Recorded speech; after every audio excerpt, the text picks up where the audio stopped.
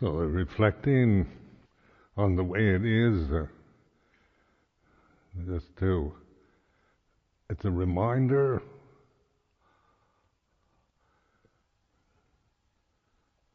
so time and place and the four foundations of mindfulness.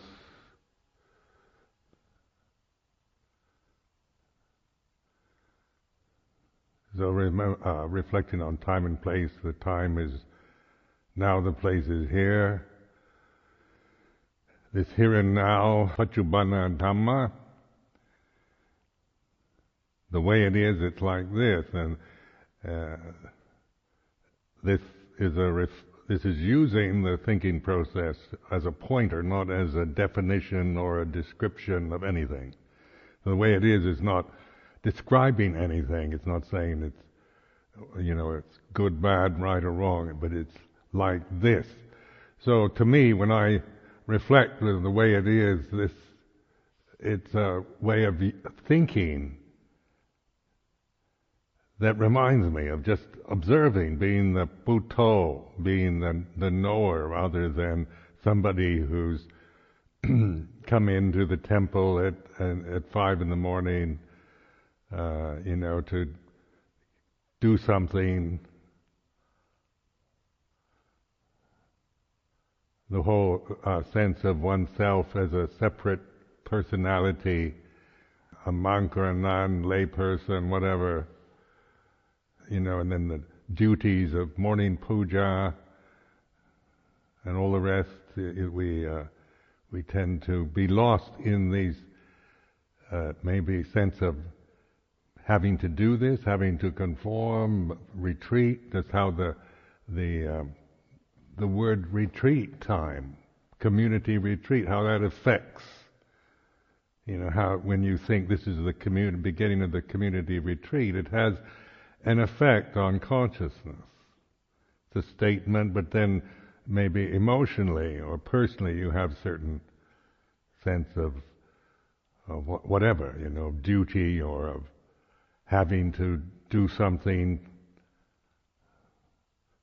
expecting or dreading, whatever, just to be aware of that, of how you emotionally respond even to such neutral suggestions as community retreats.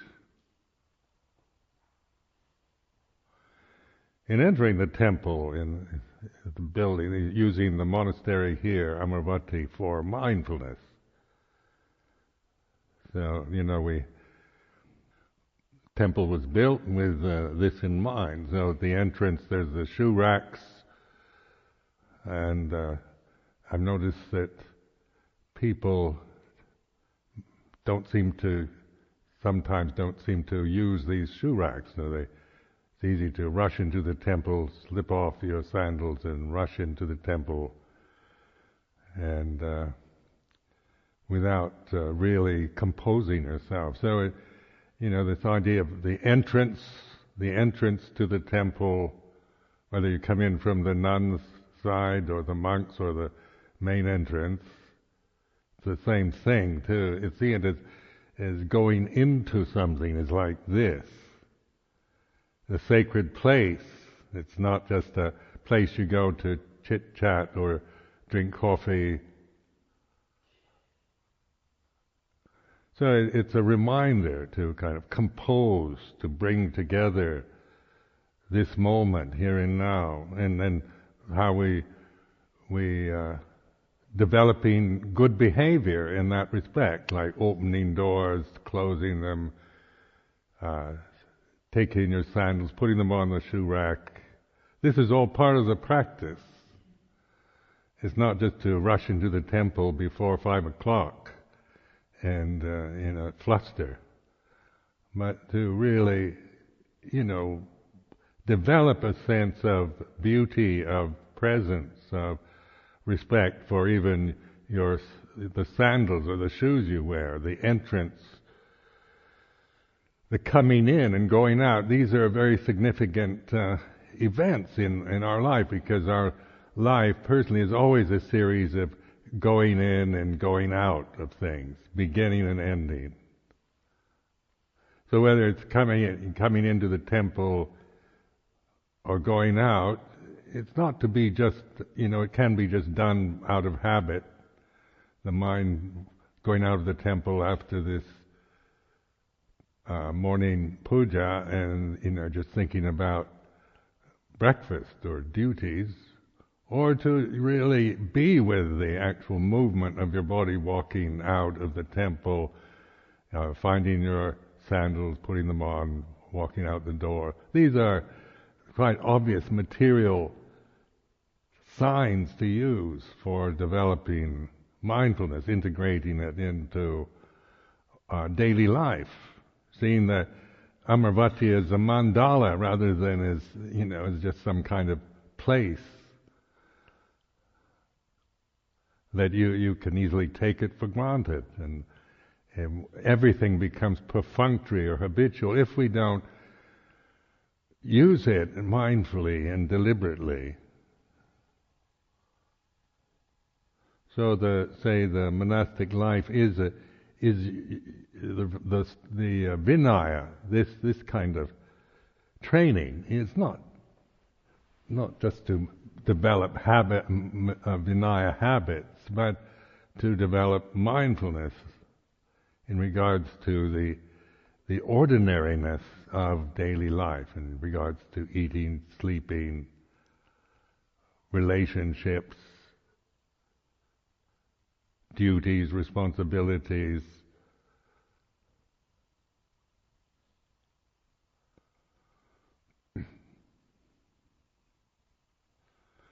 So in the West, sometimes people like the Dhamma, but they don't like the Vinaya, because we come from a society that doesn't have much Vinaya anymore. It's about rights and proclaiming yourself, asserting yourself, about being free and all the rest. The idealism of the time is about freedom, equality, rights, and then we don't develop any sense of relating to others other than asserting ourselves or demanding certain things from you, demanding respect or equality or whatever. We see each other always as equals and as with rights. Then it reinforces this Sakkaya Ditthi. So in the monastic life, it's a samana life. So it's about relinquishing, and then this investigation of Sakkaya Ditthi. So it's not to suppress this, or it's not a judgment against rights or equality or anything like that, but it's putting it in a context where we can see what we're doing, the suffering we create about asserting ourselves independently, demanding rights and respect, and seeing ourselves always in these terms of me and mine, what I think, my opinion, my view, what I like, my sensitivity, my feelings, become the way we expect the world to be sensitive and to my feelings. Now that's taking it to absurdity. Like I've watched this in myself, seeing how living at the head of a monastic community, on a personal level, I could used to see this thing in myself that wanted you all to obey me and respect me, and even though it was never that conscious, but there's a kind of tendency, Sakkaya Ditthi tendency to want to, when you're in a vulnerable position like this, being head of a community where you have power. People, the community gives me power over them. And then there's projections about whether I'm a good monk or not, or fair or unfair or old-fashioned or modern or whatever, then there's on a personal level, I can think, well, I'm trying to do my best and teach the Dhamma, Vinaya, following the tradition, and then people just see me, criticize me, but they should respect me and treat me properly. Or watching that, observing that, listening to it. A kind of unstated demand about the world and my relationship to it is my sakyaditi, the sense of my separate identity, me as a person, wants the world around me to do what I want, to make me feel secure, make me happy.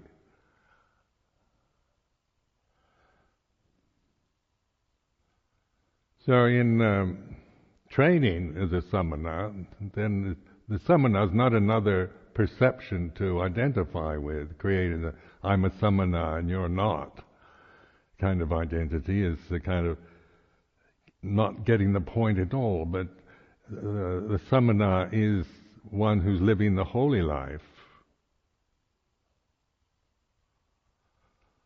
It's about relinquishing. It's not about attaining or achieving. So, what we're doing here at Amaravati is almost the total opposite of what the society is engaged in.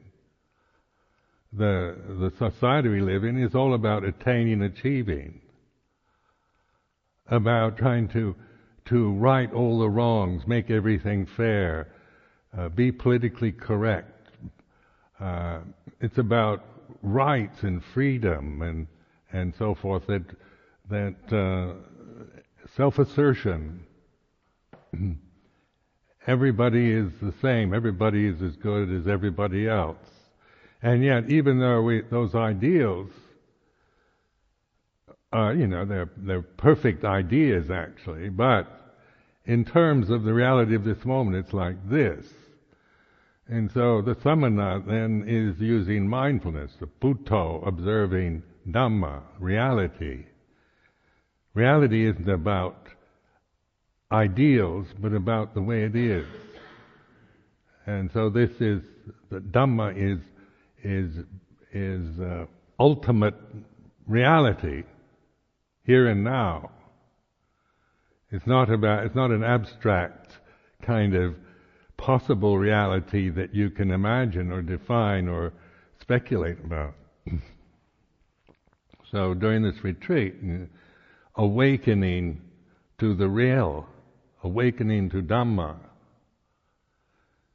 is just this point of intersection, this gate to the deathless, this seemingly fleeting, faint recognition of the here and now, which at first, might be just you're trying to figure it out, think about it. Okay, here and now, what am I supposed to look at? What am I supposed to? And then it's full of, what am I being mindful or not? And we get caught in the thinking process, in the doubting, in the self-view.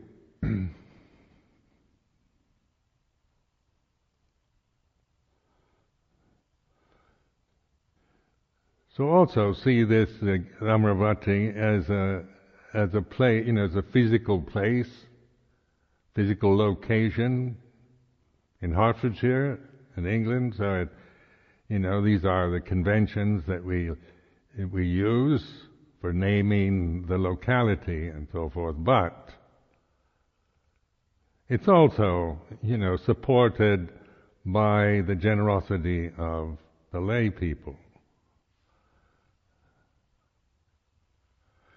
And of course, lay people have various views about monasticism and tradition. Tradition is not something that is highly regarded at this time. It's about, our progress and development, trying to make everything better. So we do get criticisms about being old-fashioned tradition, and because it's probably the oldest existing Buddhist tradition there is, Theravada Buddhism.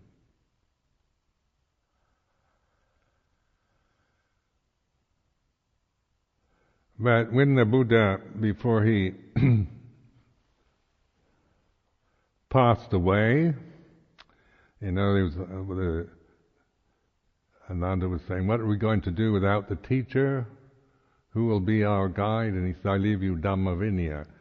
So this is very. I found this very important. He didn't say Dhamma, just Dhamma. He said Dhamma and Vinaya. So this Vinaya is something too. Really, it's a convention. It's form.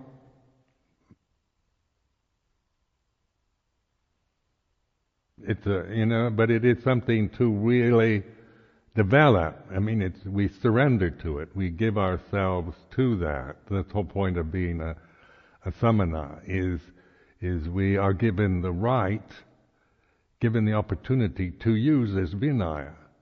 Like lay people can just use the Vinaya, as they choose, but they've not been given that through the Sangha. The Sangha gives this like an imprimatur, a kind of encouragement to use Vinaya for mindfulness, not for identity.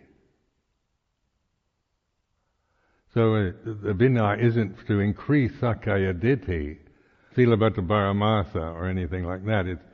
It's an expedient means. It's a tradition that has managed to survive through time, 2,552 years.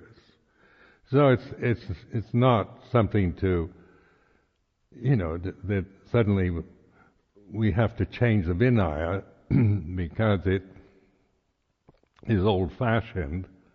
The thing is, we learn how to use it. So it's a way of encouraging mindfulness and seeing the first three fetters.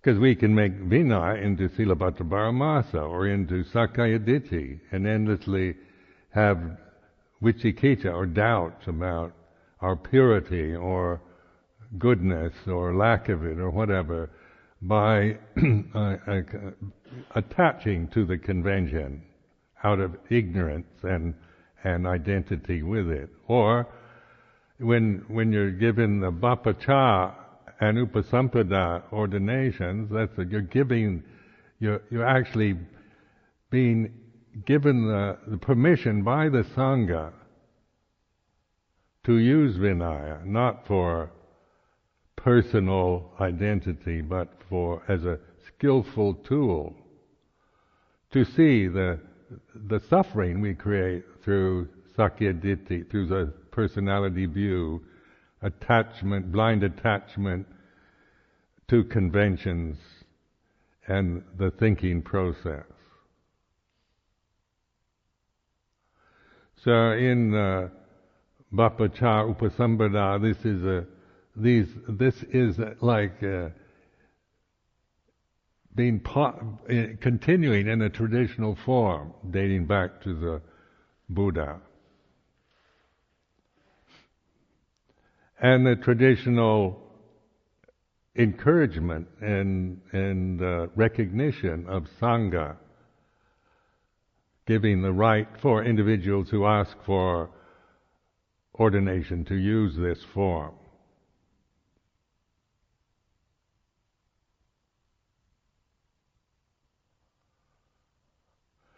So in one way, it's giving up personal freedom, isn't it? Becoming a samana is we're giving up our rights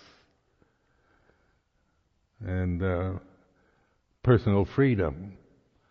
Because I have as a citizen of this country, I have a right to have money.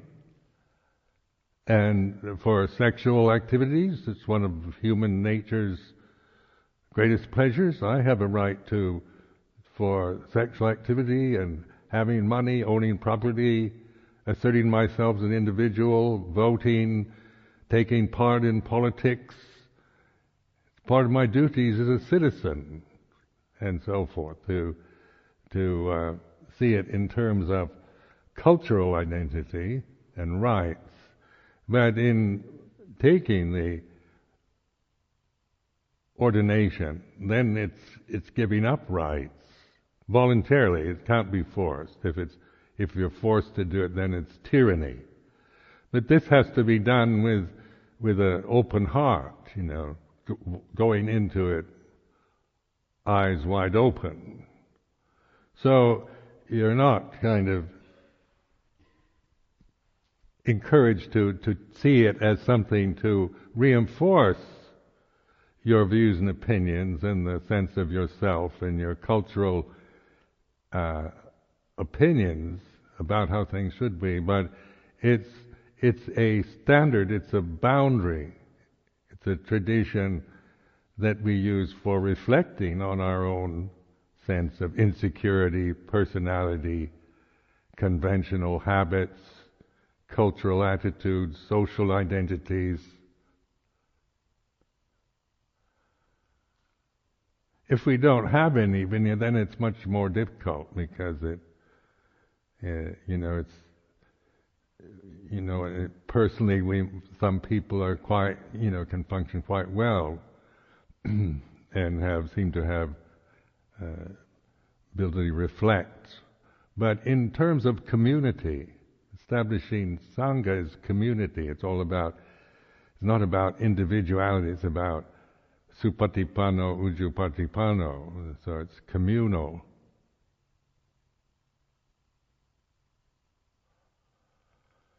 Then the agreements are around the Vinaya, of how behavior, relationships through the Vinaya, agreements about action and speech, about living in a way that we're not intentionally irritating or exploiting each other.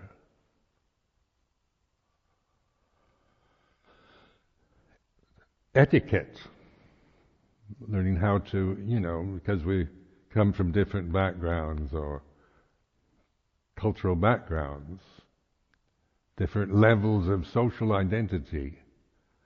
So it's an agreed form of moral commitment, of etiquette, that is part of a tradition. So this tradition, of course, is Theravada. We call it Theravada Buddhism. So we have this connection to Thailand, to Sri Lanka, Burma, Laos, Cambodia, because these all are what we assume are Theravadan tradition. So mindfully, we're not taking sides of Theravada against other forms of Buddhism, but we're noticing mindfully, this is the restraint, these are the boundaries, this is the quality of this tradition. It's like this. So you get a feeling for it, this sense of this tradition as something to use rather than to be caught up in trying to change it or compare it with Mahayana or other religions.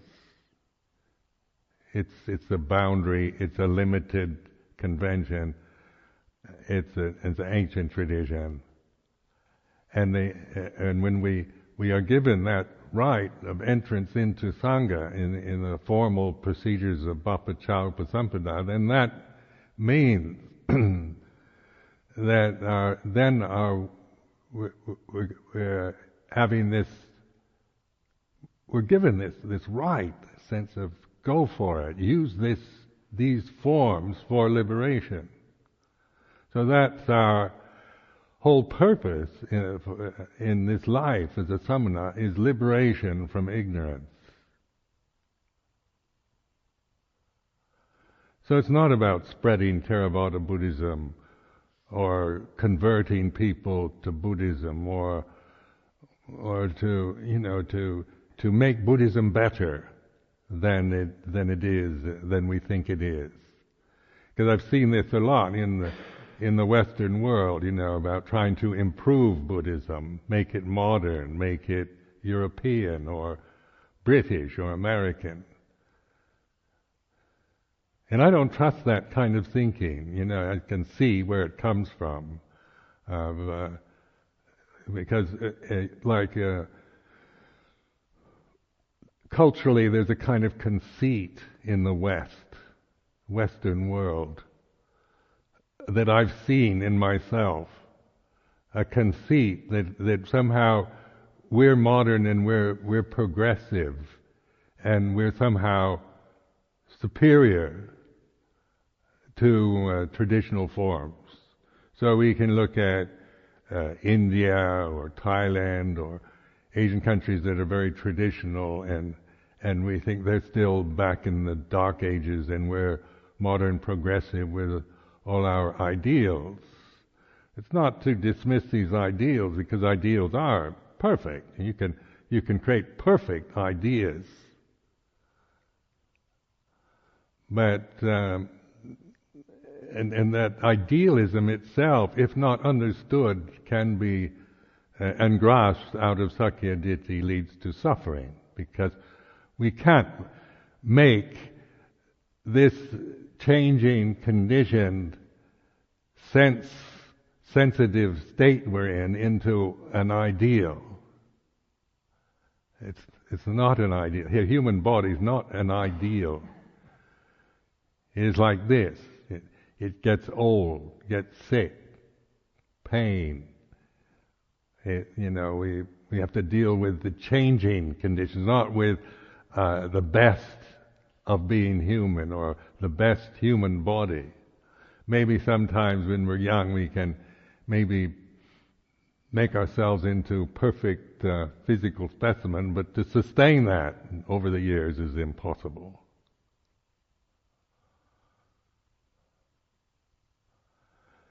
So that our encouragement is this awareness, mindfulness. And during this retreat, really determine, it's a kind of almost stubborn determination to use this form for watching,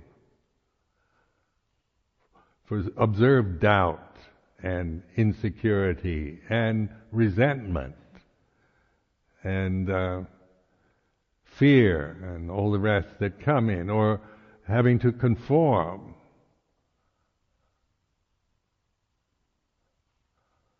Or being critical of this tradition or Vinaya or whatever. It's just the tendency to love it and hate it, and it changes. Love, hate. Sometimes we like it, sometimes we can't stand it, but the awareness of that, loving, liking, being gung-ho about Theravada Buddhism or detesting it, is like this. These are changing conditions.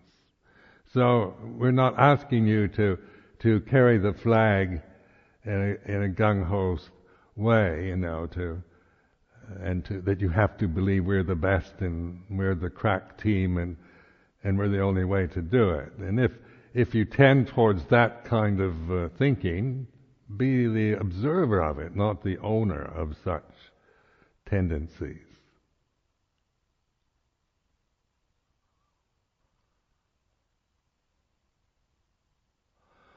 Also, during this time, to lock up your cell phones and laptops and the computer room in the monks' vihara.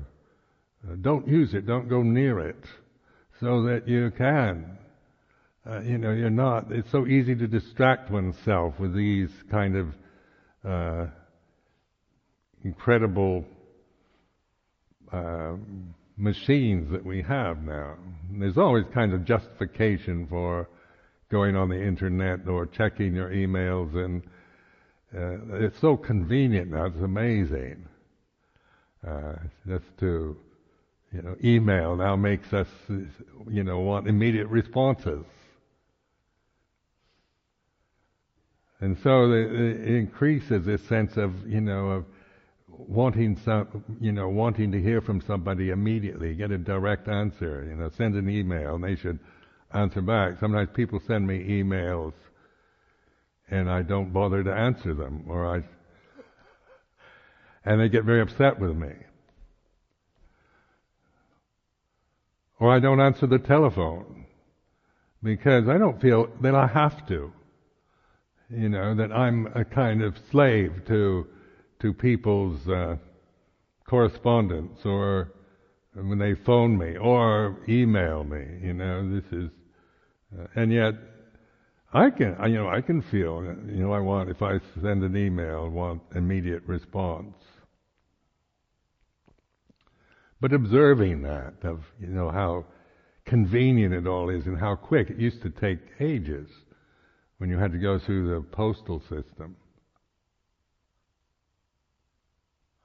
But during this retreat, really, put away these machines and determine to just watch. If you're going to watch anything, watch the melodramas going on within your mind.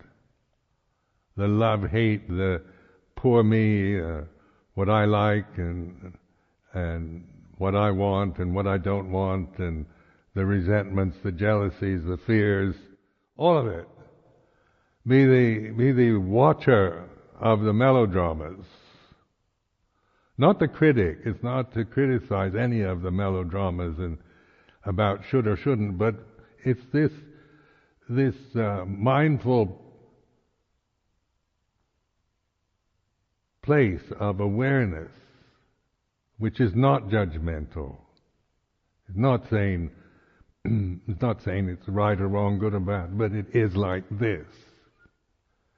This impulse to use the computer or the cell phone is like this. To see that, to become aware of that, the way we have that impulse to do it. It's like this. And then this retreat time, this is a special time for not following that impulse, but you still, because these things easily become habits, we become addicted to these machines, then it's easy to just, follow the impulses. So I encourage you to really observe that first movement of wanting something or impulse to do something is like this. And then the mindfulness it's not judging it, but just when we make a determination, then it's like adhitthana, to just make it very clear, very conscious, that this is not, we're trying to see this in terms of Dhamma rather than in terms of personal preference or habits or judgments about right and wrong, good and bad, should or shouldn't.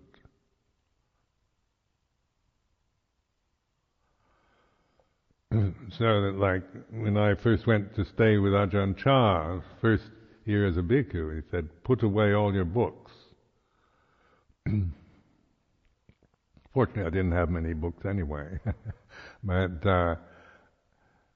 it was good advice, because I used to be a kind of compulsive bookworm.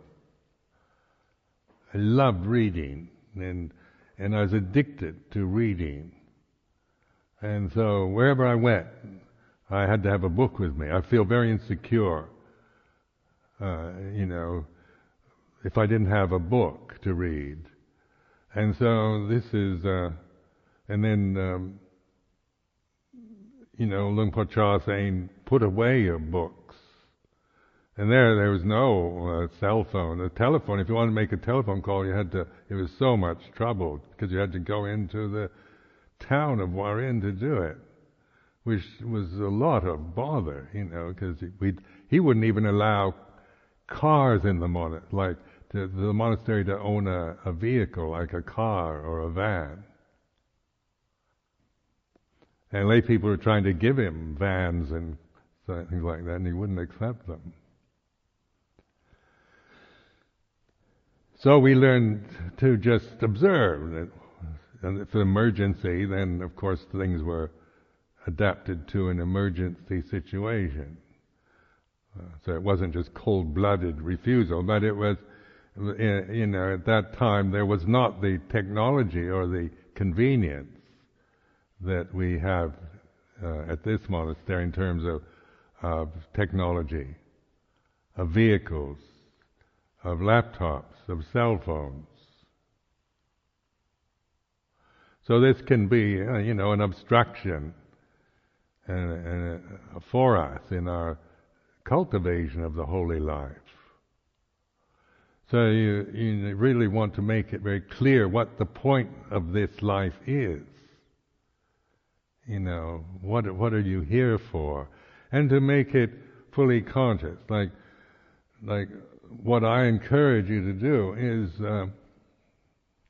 when you start thinking about, am I really here for liberation, or am I real? Then you're caught in the Sakya Ditti problem again. Or you can, when you start thinking about your intentions for being a samana, you can get very confused because it can be based on a lot of ideas or ideals that you have. So what I've always done, like in the ordination ceremonies, the whole point of this is to realize the deathless, to be free from delusion.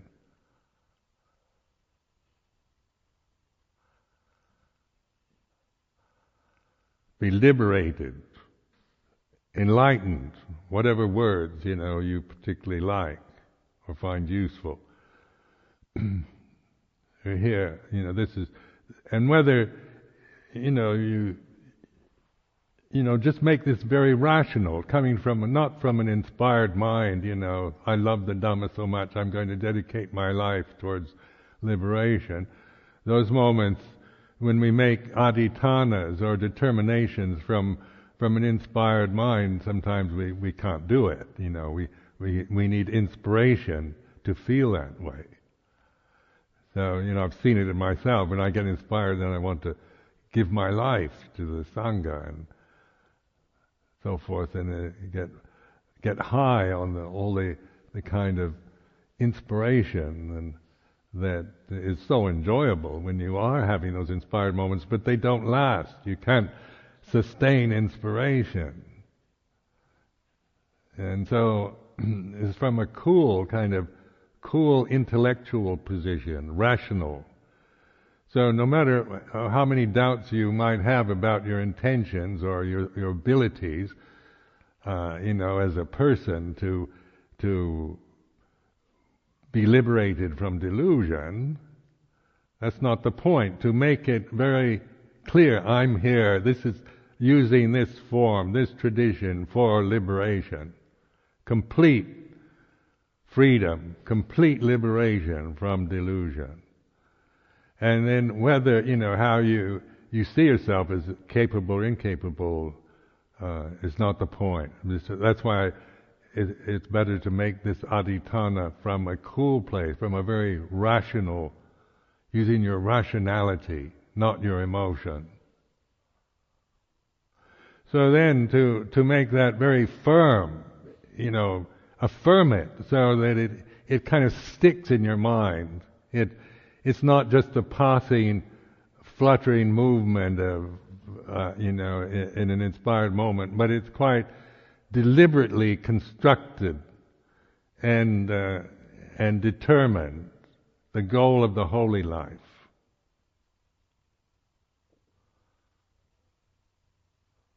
The unshakable deliverance of the heart. This is the purpose. This is the goal of this life. And doesn't have don't believe anything about whether you're capable or not. I encourage you to make this determination in a very rational way, and to really respect this. This is the best. I can't think of a more perfect goal or determination to make as a human being than this. It's an ideal, and it's perfect. It's idealism at its very best. To become king of the world or emperor of the universe, that pales into madness, as you see, to be free from delusion. And yet having to live within the restriction and confinement of a human body on a planet like this, being in a totally sensitive state, continuously sensitive environment.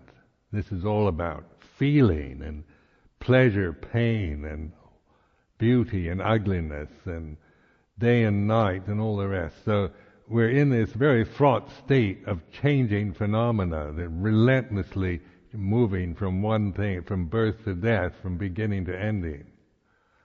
And yet this determination, it can be just another thought in the mind, but I'm not asking you to make it as some kind of personal identity, but from this cool, rational place that we all can use, how to use it, to affirm it, to respect it.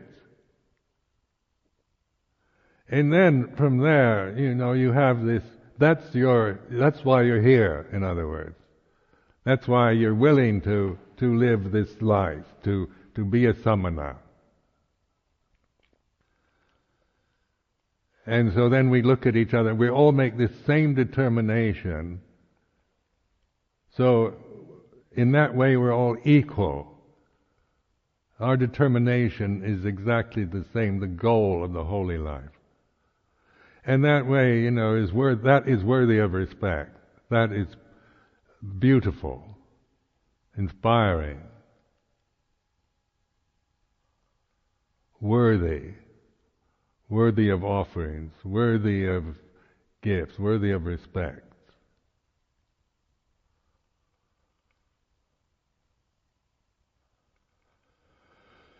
And then we have our own karma to deal with, the way we are as a person, how we react to the conventions, to the position, to the structures, to the tradition, and all of that.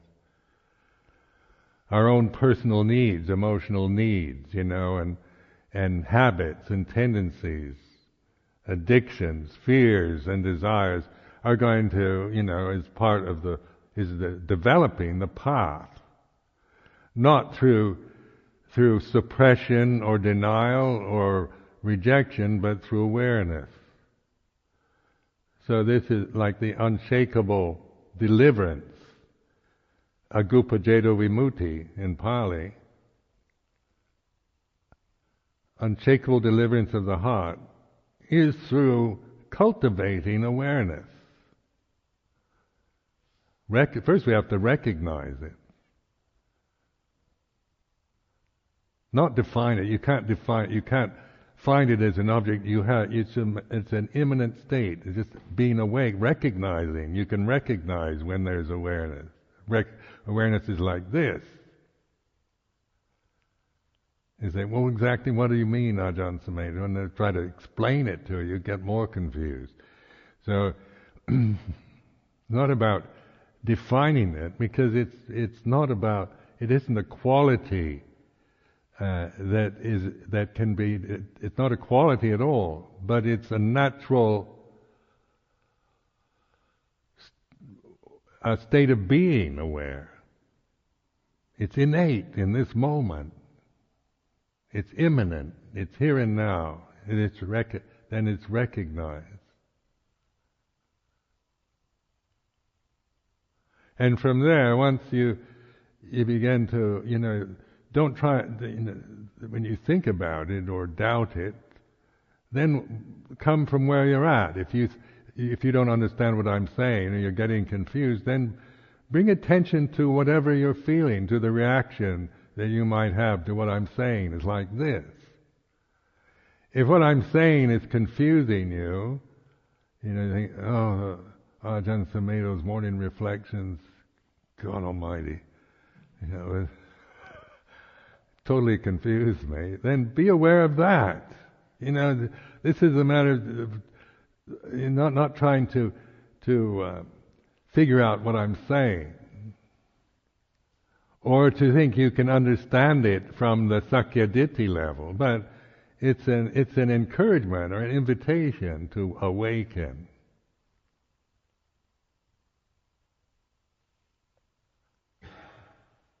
Listening, like at this moment, here and now, sitting here in this way. There's the body sitting like this.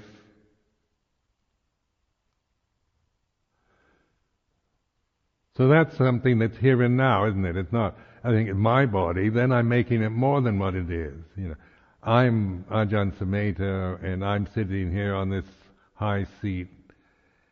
And then it becomes personal or conventional or whatever.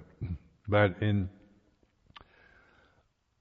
awareness here and now, it's just recognizing the sitting postures like this. It's using the movement of the body, sitting, standing, walking, lying down, the four postures, as a help, as an aid towards awareness. Not for Sakyaditi, which then it's about, do I sit well or not, or whatever. Then it's about how well I sit or don't sit. Or can you sit on a chair and become enlightened? Or do you have to sit on the floor? Or do full lotus? So various opinions can float around about you have to have perfect posture to become enlightened. So then people sitting on chairs start, I can't ever attain full lotus, so I just have to put up with a kind of second-class enlightenment. Chair sitters? I don't know. But this is the Sakyaditi again, isn't it? It's about, me and I can't sit on the floor. Sitting on a chair is not, is not as good as sitting on the floor, but I can't sit on the floor. So maybe I'll have some kind of third-rate enlightenment experience. That, I don't know if you go into that kind of absurdity, but whatever it is, it's being aware of the posture. Whatever you're sitting on is like this, the way it is. Standing, walking, lying down. In this retreat time, use these four postures for reminding. Wherever you are, you're either sitting, standing, walking, or lying down. Breathing. Wherever you are, you're breathing. Whether you're sitting here in the temple or in your rooms, in the sala or office, you're breathing in and out. So this helps to focus on what's happening now. That isn't about, doesn't trigger off your sense of yourself as a person. So these are the kind of beginning foundations of using the body, noticing. Just having a body is like this. The pressure of sitting is like this. It's observing the body, not identifying with the body as you sit well or don't sit so well. Applies to sitting, to standing, walking, and lying down, because these are the four common, ordinary movements of the human body through the day and night. So it's always, always a focus on the posture will help.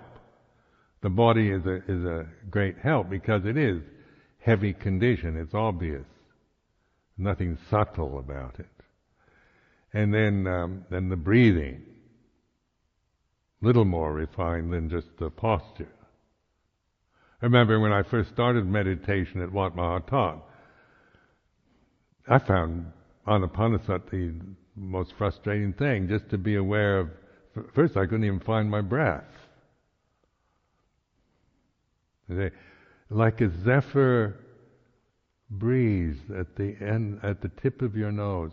So I used to sit there and try to, and it was so obvious, but yet when they gave the description about zephyr breeze at the very tip of the nose, those words kept getting in the way, trying to think it was more than just this, breathing in, breathing out.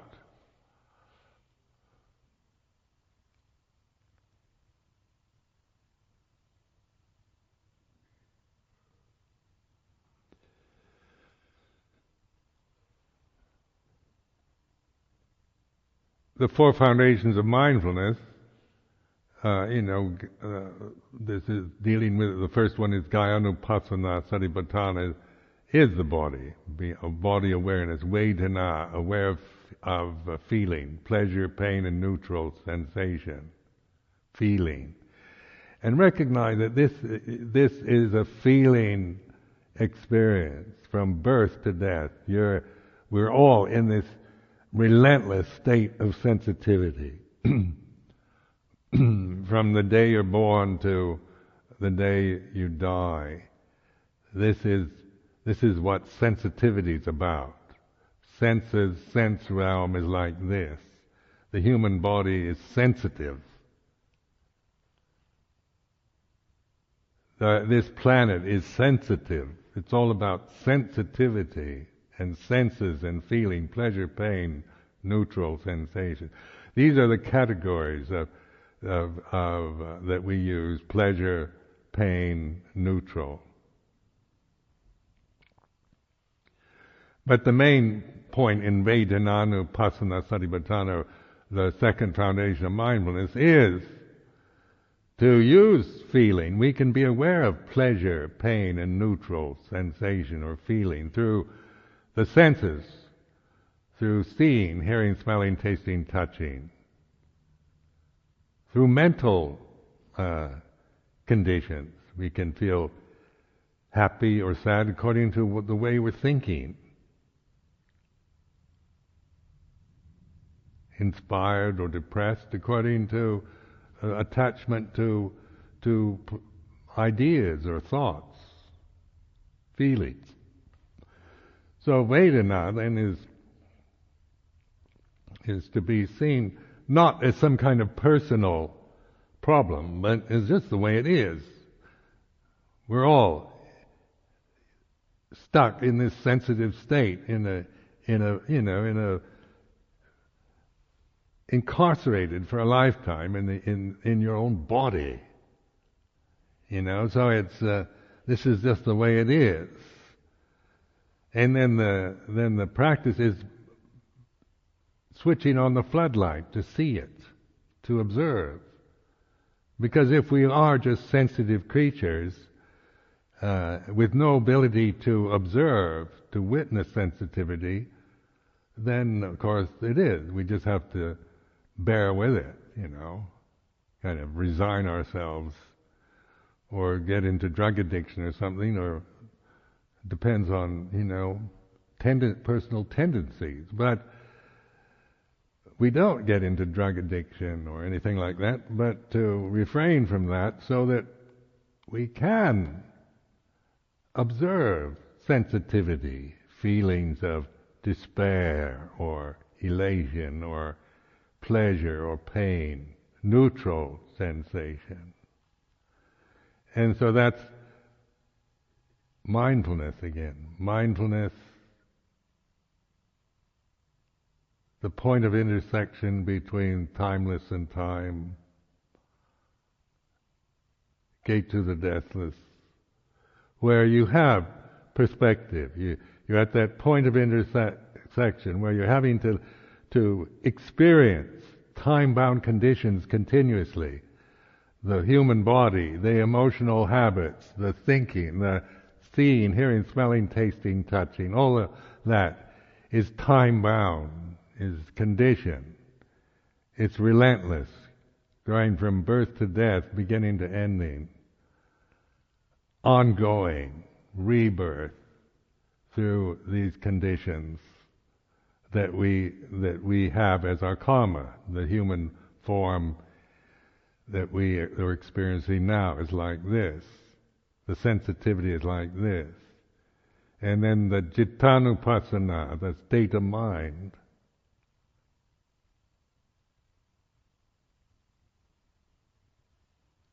the mood, the feeling, is like this. And then Dhammanupassana, the fourth foundation of mindfulness, seeing this in terms of Dhamma rather than in terms of cultural ideals or attitudes that we acquire through conditioning, but seeing it in terms of Dhamma teaching, of the unconditioned, the conditioned, seeing the Four Noble Truths, the dependent origination. So we're seeing Dhamma, knowing Dhamma, then that's Buddha knowing Dhamma. That's not Ajahn Sumedho knows Dhamma anymore.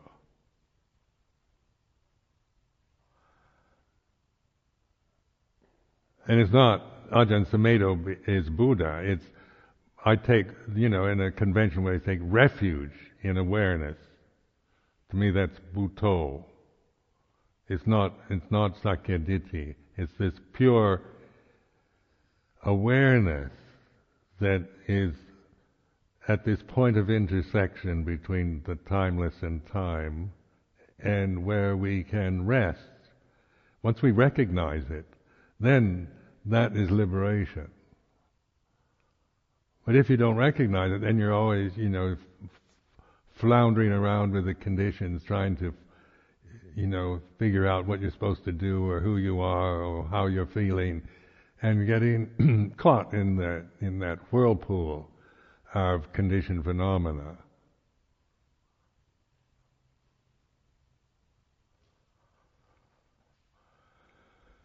And in the monastic life, because this is quite a busy monastery and well known and so forth, but always keep this practice as your precedent. This is what you're here for.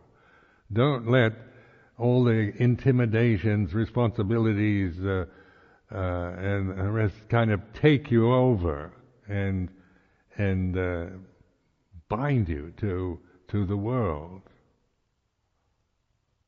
This is very important, to be able to, this is the priority, this is what you're here for, your determination for liberation. But then the world can impinge, it's very intimidating, and about how you should, and you've got to, and must, and this person needs, and all kinds of, and we're, most of us want to help people and be a benefit to others, and so it easily goes back into Sakyaditi.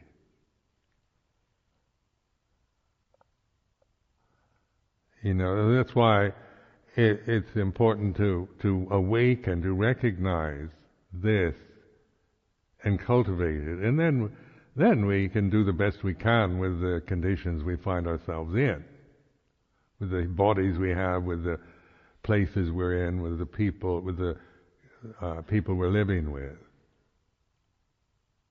in the society that we're living in.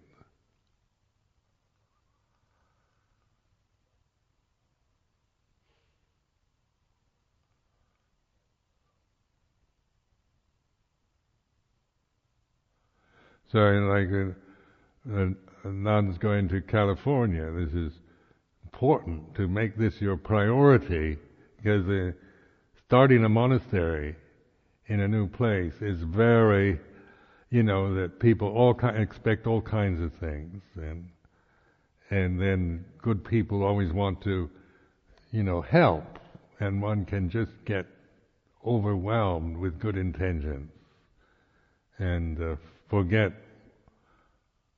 this important intention for the holy life. And that's the best offering you can give to the world, to the society. What is the best thing right now that I can, as Ajahn Sumedho, do for the world that I'm living in, for the whole planet, for all sentient beings? So I contemplated this. At this very moment, what is it possible that I can do for the benefit of all sentient beings at this very moment? Not about the future, at this moment. And the only answer is mindfulness. Doesn't seem like much in terms of quality, is it? It doesn't seem like anything at all for most people.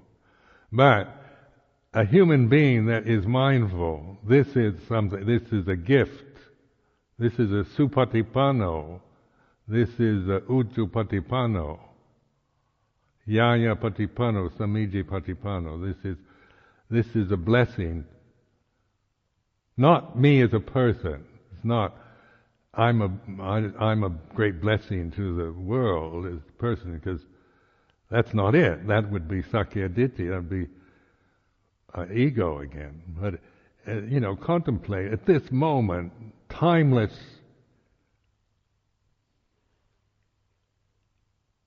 point of intersection between the timeless and time. It's not about me spreading Buddhism all over the planet, but it's at this very moment, if there's only the ultimate reality, paramatta satya, that's real, that's true, and that the Buddha said through mindfulness we recognize it, enlightened. What is that? And that is awareness. It can only be mindfulness, sati sampajanya, satipanya, here and now. And when you think about it, and it doesn't seem like very much. Don't think about it. It's not about thinking or judging anymore. It's just recognizing. And from that reflection, that's your purpose. That is the point. That is the ultimate purpose of this convention, of this holy life that we're living, of this monastery. To really recognize it, affirm it, and trust it. Determined to trust it no matter what, no matter how your mind goes all over the place full of doubts and fears and whatnot. It's always this is so important to recognize this and trust it and cultivate it. So then this is the path, the samma ditti samma sangapo of the Eightfold Path. But before you can do that, you have to recognize it. And recognition is like the Four Noble Truths, is a very skillful tool for recognition. It's pointing all the time at here and now, suffering, its causes, and the relinquishing of the causes, letting go, and the recognizing. The cessation of suffering is like this. Samadhi, right understanding, perfect understanding then. It's no longer based on ideas of Buddhism or different interpretations of Pali words. It's a gut knowledge. It's known in a direct and real way. So it's not something that you waver and aren't sure of. When it's just intellectual, then you're always going to waver about, never quite sure whether your interpretation is the right one on a personal level. But if you trust, recognize this, and cultivate it, then it gives you a confidence, not through Sakya Ditti, but through Dhamma, through knowing Dhamma in a direct way. Not through theorizing or thinking or having views about Buddhism or Dhamma.